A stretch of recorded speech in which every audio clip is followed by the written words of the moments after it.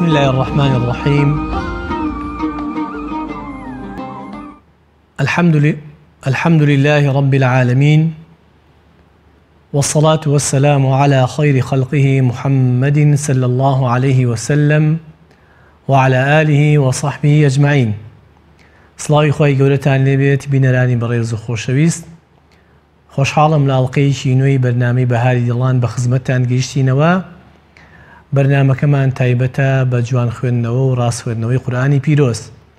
خۆشەویستان، سەرەتای بەرنامەکەمان بە فەرمودەیەکی پێغەمبەری خوا صلی الله عليه وسلم دەست پێ دەکەین کە حوزەیفە ڕەزای خوای لێبێت بۆمان دەگێڕێتەوە. دەفەرمێت پێغەمبەری خوا صلی الله عليه وسلم نوێژی بۆ کردین یاخود نوێژی بۆ کردم، دیارە لە دوای ئەوە نوێژی کردووە. فكان إذا مر بآية رحمة سأل.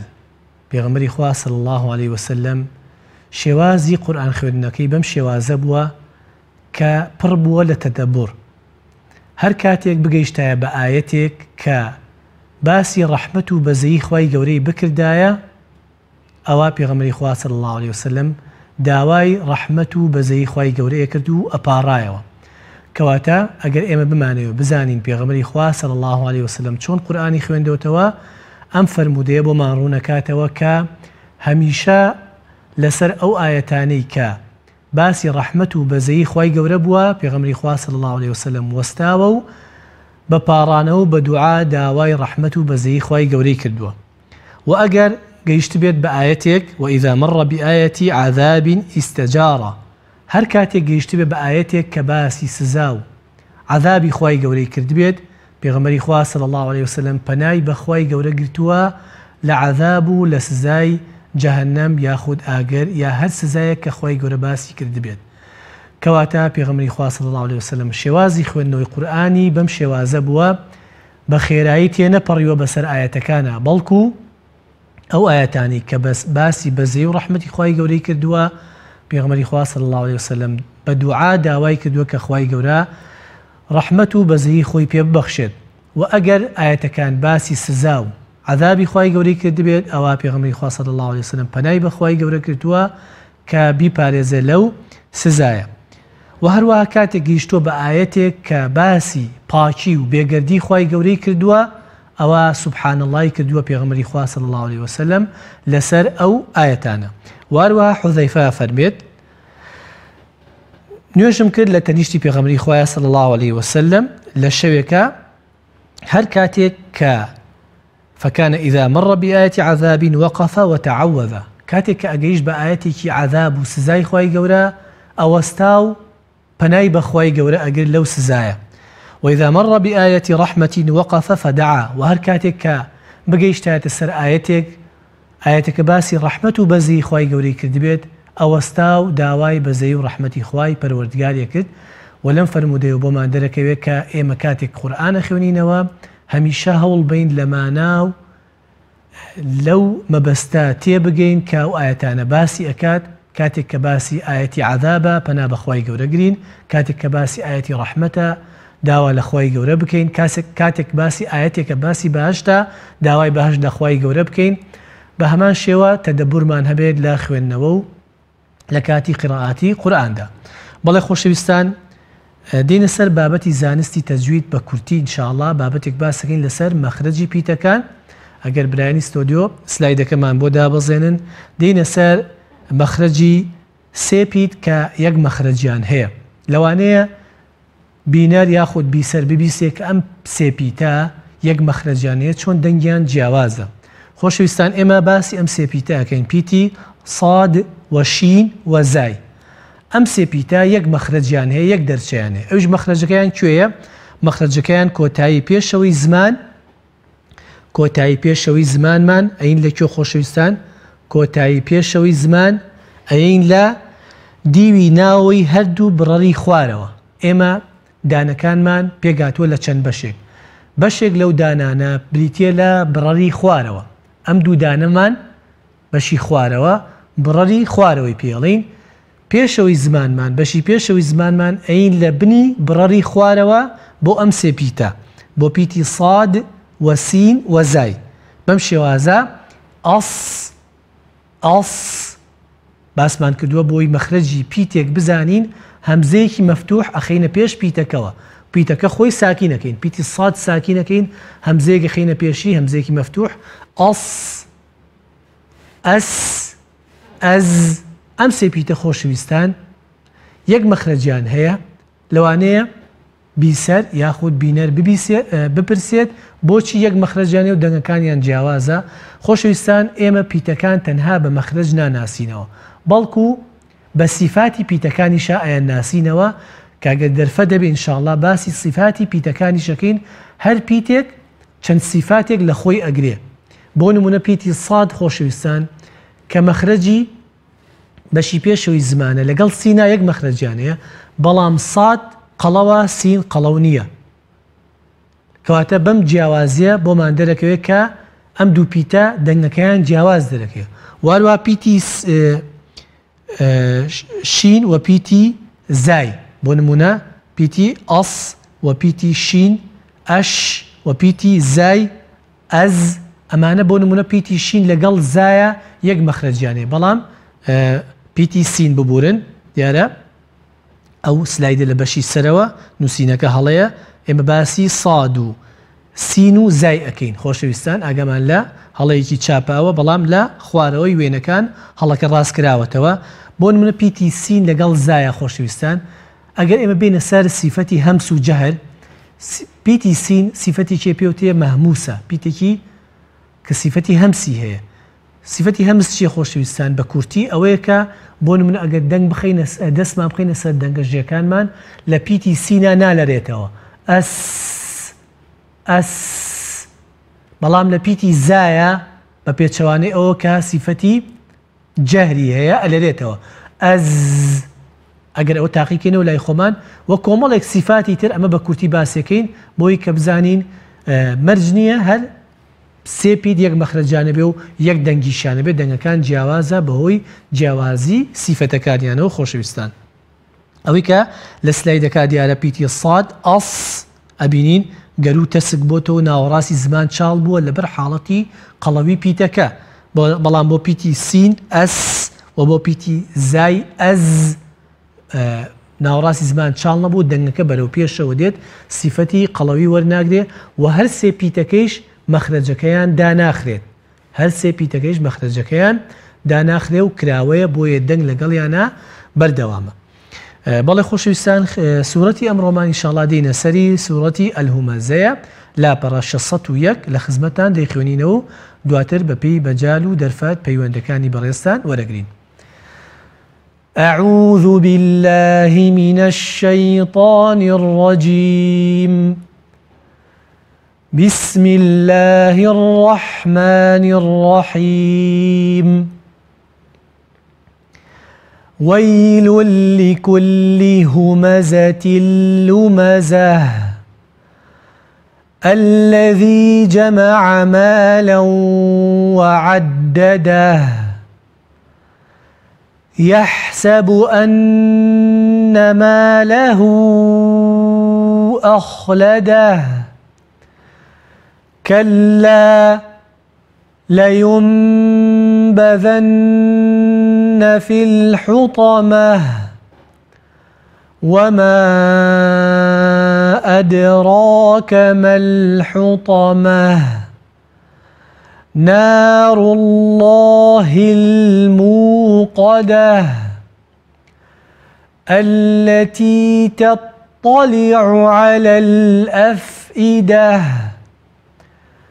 إنها عليهم مؤصدة في عمد ممددة بەڵێ خۆشەویستان سوورەتی ئەلهومەزە 9 ئاەتە کاتێک کە ئاەتی یەکەم ئەخوێنینەوە وەیلون یایکی ساکینمانەیە پێشی مەفتوحە لێرەدا ئەم یایە پێوتێ لای یای لین خۆشەویستان یای مەدینیە یای لینە کەمێک لەگەڵ پیتەی یا دەنگمان بەردەوامە بێت وەی یەکسەر یاکە بەرناین بڵین وەیلون کەمێک ئەمێنین و لەسەر یاکە وەیل لكل لێرەدا تەنوینمان هەیە خۆشەویستان گەیشتۆ بەلام کاتێک کە تەنوین ئەگا بەلام ئیدغامی کامیل ڕۆیە و بەبێ مینگەیە ئیدغامی کامیلی بدون غونەیە لێرەدا ئەڵێن چی وەیل لیکولی و ئاگامە لە لامەکە بێ کە شەدەی وەرگرتووە لەبەر حاڵەتی ئیدغامەکەی خۆشەویستان لەبەر لە سەرەتای هیچ کەلیمەیەکی زمانی عەرەبیە شەدەمان نییە واتە ئێمە ناڵێن وەیلون لیکولی ئاگامان لەو حاڵەتە بێ بەڵێ ئەگەر پەیوەندیمان لەگەڵا کاک محەممەد لە عەربەتەوە سلام عەلەیکە سەلام کاکە محەممەد فەرموو کاکە محەممەد گیان بسم الله الرحمن الرحيم ويل لكل همزة لمزة الذي جمع مالا وعدده يحسب أن ماله أخلده كلا لينبذن في الحطمة وما أدراك ما الحطمة نار الله الموقدة التي تطلع على الأفئدة إنها عليهم مؤصدة في عمد ممددة. دەست خۆش بێ کاکە محەممەد گیان ماشەڵڵا زۆر باشەی خوێنیتەوە بەڵام ئەو تاخرانە کاتێک کە لەسەری ئەوەستین لومەزەه باگوێمان لە هاکەوە بێ ئەو شەم بۆ بڵێرەوە بەڵێ هەر تەنا وشەی لومەزە ويل لكل همزة لمزة لمزة ئافرین وعدده ئاو باگوێمان لە هاکەوە بێ دەستی خۆش بێ کاکە محەممەد گیان ماشەڵڵا زۆر باشی خوێنیتەوە و سەرکەوتوو بی ئینشاءڵڵا. کاک شەهرام لە هەڵەبجەوە کاک شەهرام عەلەیکم السەلام وەڕەحمەت الله فەرموو کاکە شەهرام أعوذ بالله من الشيطان الرجيم بسم الله الرحمن الرحيم ويل لكل همزة لمزة الذي جمع مالا وعدده يحسب أن مالا أخلده كلا لينبذن في الحطمة كاكا شهرام كلا لينبذن في الحطمة توزي من جين ونكش دريش كروا لينبذن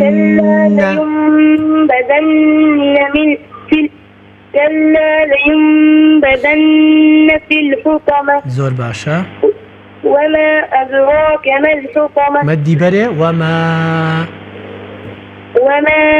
أدراك ما الحطمة نار الله الموقدة التي تطلع على الأفئدة إنها عليهم مؤصدة في عمد ممدد. دەست خۆش کاکە شەهرام گوێ لە مامۆستای خۆت بگرە بزانە یەک دووشتت پێڵێم کاکە شەهرام مەڵێ بسمیللهی بسمیللهینە ئەوە پێوتێ ئیمالە ئەگەمان لەو ئەلیفە بێت بسمیللهی بسمیللهی بۆم بڵێ بسمیللهی لەهینە لا بڵێ لا زۆر باش ئینشاڵڵا ئەوە چاکە تەمرین کە لەسەری بۆی ئەو هەڵەیە بەسەریا زۆر نەڕۆیت بخوێنیتەوە پەیوەندی ترمان هەیە گوڵی من ئەگەر دەستی خۆش بێ بۆ ڕۆژێتر ئینشاءڵڵا باشە بە قوربان دەسەرکەوتوبی کاکە شەهرام گیان دادانیان با بفەرمێت السلام عليكم وعليكم السلام ورحمة الله بلا بخير وتشتري فەرموو خوشکەکەم زۆر حەزەکەم قورئان بخوێنم نازانم قورئان بخوێنم ئەی خوێنم خەڵکێزن گەن ئەی خوێنیتر حەزەکەم ئێستا بخوێنەوە بزانم گەن ئەی خوێنەوە قورئان نازانی بخوێنیتەوە؟ نەوەڵڵا باش زۆر حەزەکەم بخوێنەوە تەمەنت چەندە خوشکەکەم؟ وەڵڵا 25 چەند؟ 25 مستەوای خوێندنت باشە؟ والله ئەی خوێنم هێژم مستەوای خوێندنم زۆر باشە. زۆر باش. لە کوێ دانیشیت؟ کەلار. لە کەلار؟ بەڵێ. تا ئێستا چووی بۆ شوێنێک کە تایبەت بێ بە فێربوونی قورئان؟ وەڵام مەجالم نییە، من ناتوانم لە ماڵ دەرچم. مەجالت نییە؟ زۆر باشە. ئێستا حەزێکی دوو ئاەتمان بۆ بخوێنەرەوە با بزانین مستەوات چۆنە، باش نییە؟ ئەی باش. فەرموو. بسم الله الرحمن الرحيم حمد رب العالمين الرحمن الرحيم مالك يوم الدين إياك نعبد وإياك نستعين اهدنا الصراط المستقيم صراط الذين أنعمت عليهم غير المغضوب عليهم ولا الضالين. دەستی خۆش بێ خوشکەکەم دادەنیان. چەند ڕێگەیەک هەیە بۆ فێربوونی قورئان. باشترین ڕێگە بووی کە تۆ فێر بیت ئەوەیە کە بچیتە خزمەت مامۆستایەک لە نزیکەوە هەندێک بنچینە هەیە فێرت بکە. هەفتەی جارێک بێت، دوو هەفتە جارێک بێت.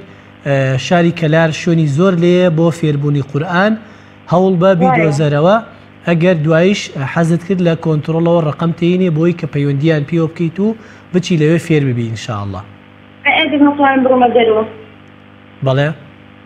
ناتوانم بڕۆمە دەرەوە. ناتوانی بچیتت ئەتوانی؟ یعنی ئەگەر سم هەڵدەم لە ماڵە هەرام نییە ئەنی پیتەکان بەهەڵە بخوێنەوە. زۆر باشە. ڕقەمەکە دووەرەگرین کۆنتترۆل دوای ئینشاءڵڵا لە پەپی مەجال پەیوەندیت پێوەکەین. باشە خوشکەکەم؟ دەستە خۆش بێ سەرکەوتوو بی ئینشاءڵڵا. ئاراس؟ بەڵێ. کاک بەڵێ.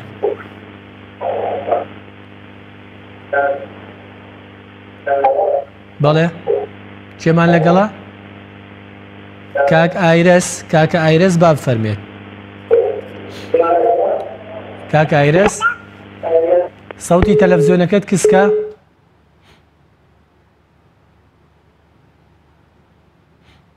پەیوەندی هەیە؟ بەڵێ خۆشەویستان سوورەتی ئەلهومەزە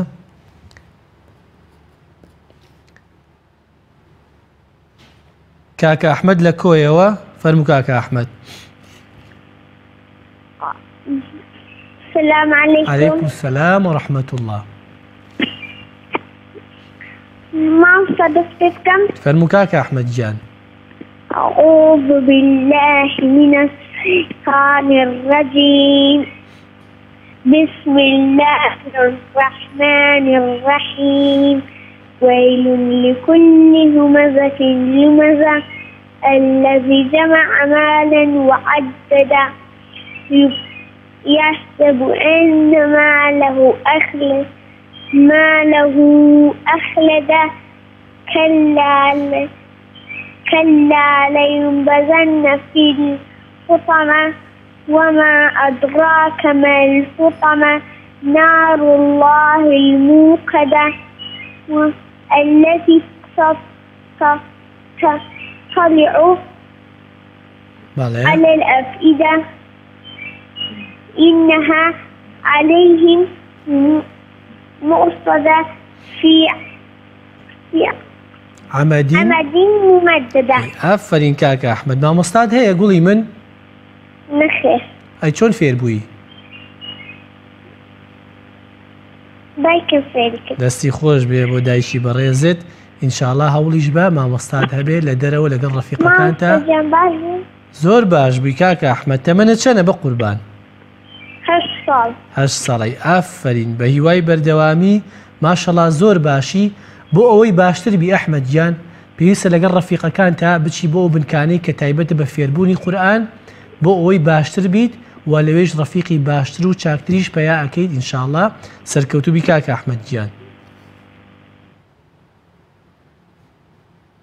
دادا دوعا لە کەرکووکەوە با فەرمێت. السلام عليكم. عليكم السلام ورحمة الله. أعوذ بالله من الشيطان الرجيم بسم الله الرحمن الرحيم ويل لكل همزة همزة لمزة الذي جمع مالا وعدده يحسب أن ماله أخلده كلا لينبذن في الحطمة وما أدراك ما الحطمة نار الله الموقدة التي تطلع على الأفئدة إنها عليهم مؤصدة في عمد ممددة. دەست خۆش دادە دوعاجیان. تەمەنت چەنە دادە دوعا؟ تەمەنت چەنە؟ 12 ساڵ. 12 ساڵ. ئەی لە قورئانە لای مامۆستاکەت گەیشتوتە کوێ؟ جوزی عەمە تەواو کردووە؟ تقریبا کردووە. ئافرین، زۆر چاک فێر بووی، دەستخۆشی بۆ مامۆستای بەڕێزیشت، ماشەڵڵا زۆر باشە خوێنیتەوە و پێتەوە دیارە دەستت خۆش بێ، ئینشاءڵڵا بە هیوای بەردەوامی و ئەوەیشی ئەیزانیت دەوروبەرت فێر بکە ئینشاءڵڵا لە خۆشک لە برا لە خزم و دراوسەکانت سەرکەوتووی دادە دوعاجیان. کاک محەممەد لە سلێمانی. کاکە محەممەد گیان. عەلەیکوم السەلام کاک محەممەد. هیوادارمە سەرکەوتووی مادام خزمەتی دینی ئیسلامەکەی. زۆر سپاس. من بخێنمەوە سەیان. فەرموو کاکە محەممەد گیان. بسم الله الرحمن الرحيم ويل لكل همزة لمزة الذي جمع ماله وعدده يحسب أن ماله أخلده كلا لينبذن في الحطمة وما أدراك ما الحطمة نار الله الموقدة التي تطلع على الأفئدة إنها عليه مؤصدة في عمد ممددة. باش کاک محەممەد تا ئێستا لای مامۆستا قورئان خوێندووە؟ بەڵێ. باشە چەندێکت خوێندووە؟ وەڵایی دوم خوێندووە لە بنکەی خەڵکە زوو ئێتاوە. خوێندوتە وازێناوە خوێندوتە وازێناوە ئەوە؟ ئەرەوە. پێتەوە دیارە. ئینشاءڵڵا بەردەوام بە ماشەڵڵا هەندێک شت باشە خوێنیتەوە بەس ماوتە پێویستە لە خزمەت مامۆستایەک دانیشی بۆ ئەوەی لە نزیکەوە هەندێک وردەکاری پێت بڵێ. باوکم جارجارە پێمەڵێت و بۆ خوێنێتەوە لە بنکەی نووسی خۆیدەوە. زۆر باشە فێر بوویت بەس ئەگەر حەزەکەی فێربیت ئەبێ بچتە شوێنێک کە تایبەتە بە فێربوونی قورئان و مامۆستایەک کە توانای باشیە بێت.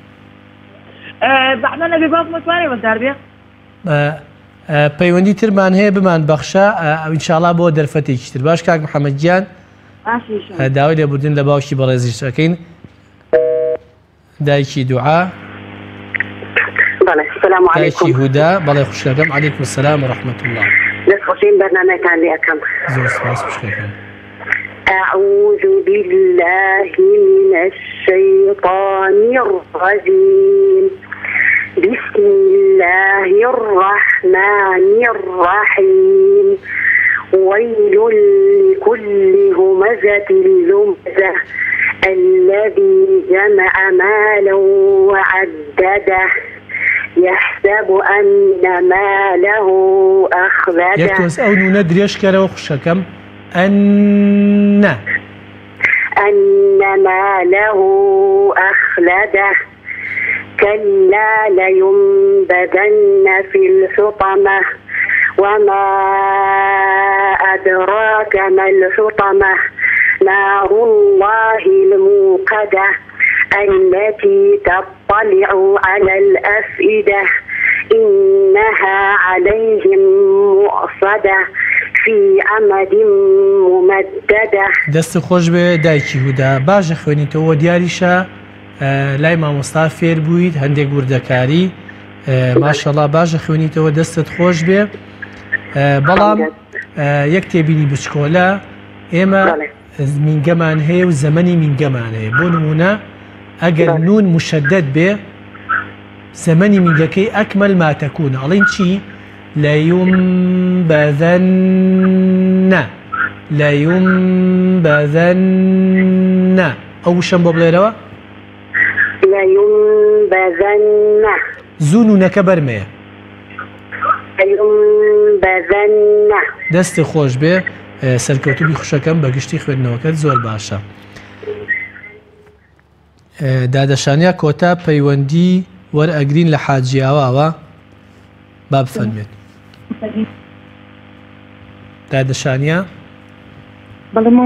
فەرموو أعوذ بالله من الشيطان الرجيم بسم الله الرحمن الرحيم ويل لكل همزة لمزة الذي جمع مالا وعدده يحسب أن ماله أخلده كلا لينبذن في الحطمة وما أدراك ما الحطمة نار الله الموقدة التي تطلع على الأفئدة إنها عليهم مؤصدة في عمد ممددة بارك الله خوشەکەم دەستت خۆش بێ بەڕێزت پێویستە قوتابیت هەبێ و خەڵک فێرکەیت ماشەڵڵا زۆر باشە خوێنیتەوە جا نازانم کەست فێر کردووە قوتابیت هەیە دەرسەڵیتەوە